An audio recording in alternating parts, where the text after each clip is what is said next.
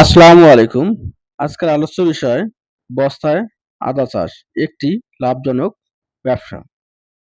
প্রায় ৬,০০০ বস্তায় আদা চাষ করে চমক দেখিয়েছে সুন্দরগঞ্জ উপজেলা কঞ্চিবাড়ি ইউনিয়নে দুলাল গ্রামে স্মার্ট কৃষক জনাব পবিত্র কুমার।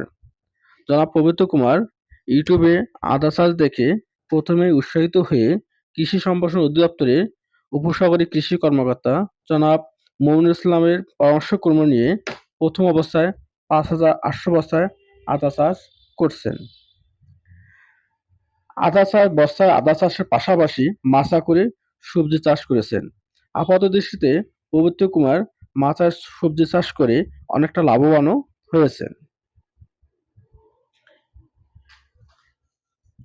জনাব পবিত্র কুমার মতে এবার আদা চাষ করে উনি অনেকটা লাভবান হলে পরবর্তীতে তিনি আরও আদা চাষের সংখ্যা বাড়িয়ে দিবেন।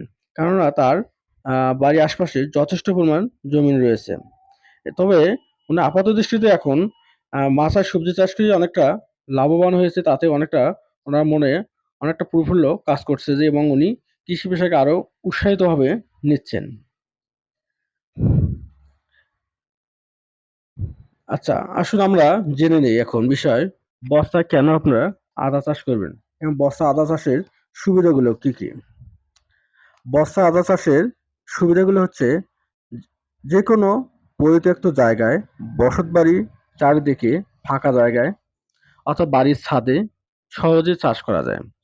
একই জায়গায় বারবার চাষ করা যায়। কারণ আমরা যদি জমিতে যেটা চাষ করি একই ফসল একই জায়গায় বারবার চাষ করলে ততটা গ্রহণযোগ্য হয় না। কিন্তু বস্তায় আদা চাষ করলে আপনি করতে পারেন। যেহেতু মাটিটা বারবার চেঞ্জ করা হচ্ছে। এই পদ্ধতিতে উৎপাদন খরচ বস্তা আদা চাষে উৎপাদন খরচ অনেক কম। প্রতি বস্তায় ২০ থেকে ৳২৫ খরচ করে বস্তাপ্রতি ১ থেকে ২ কেজি আদা উৎপাদন করা যায়। এই পদ্ধতিতে আদা চাষ করলে বস্তা আদা চাষ করলে কন্দ, পচা রোগ কম হয়। ধন্যবাদ।